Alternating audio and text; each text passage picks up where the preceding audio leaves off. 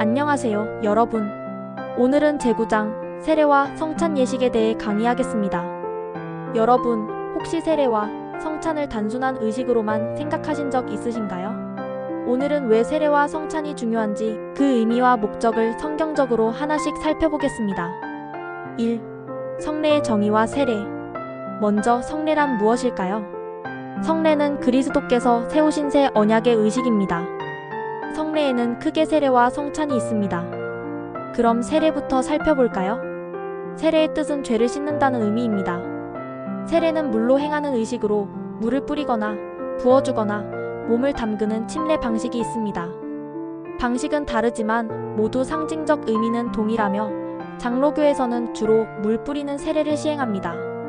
성도 여러분, 세례는 단순한 물로 하는 의식이 아니라 죄사함과 그리스도와의 연합을 나타냅니다. 세례를 받음으로써 나타나는 효과는 무엇일까요? 죄사함으로 그리스도와의 연합입니다. 즉, 세례는 하나님의 새 언약 백성이 되었음을 표징하는 의식이며 성령께서 인치심을 주셨다는 증거입니다. 그래서 일생에 한 번만 받습니다. 그럼 누가 세례를 받을 수 있을까요?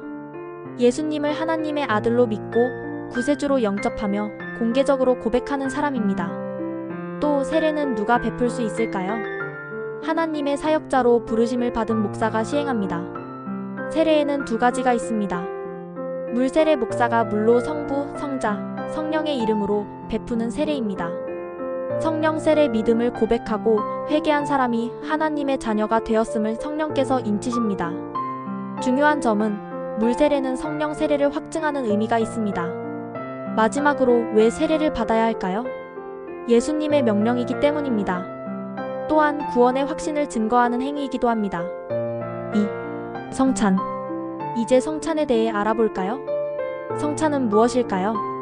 떡과 포도즙을 먹고 마심으로 예수님의 죽으심을 기념하고 그리스도와 교통하는 표입니다. 성찬의 효과는 무엇일까요? 믿음을 강하게 해줍니다. 하나님의 임재를 체험하게 합니다. 성도들과 그리스도 안에서 하나됨을 확인하게 합니다. 성찬식은 누가 처음 시행했을까요?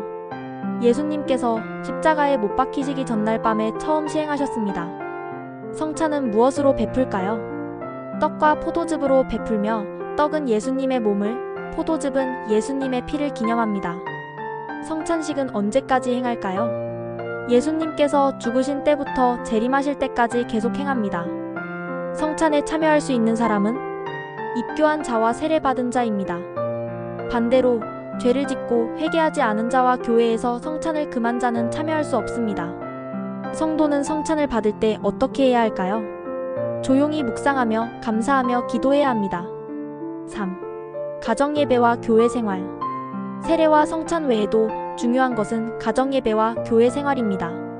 가정예배 성도의 가족이 모여 기도, 성경 읽기, 찬송으로 하나님을 경배하는 것입니다. 교회 출석 새벽 기도회, 주일 예배, 수요 기도회 등 적극적으로 참석해야 합니다. 교회 발전을 위해 은혜대로 기도하고 봉사, 물질, 시간으로 헌신해야 합니다. 그러므로 신앙은 개인적 믿음뿐만 아니라 공동체적 삶에서도 성장합니다. 4. 하나님께서 우리를 선택하신 목적.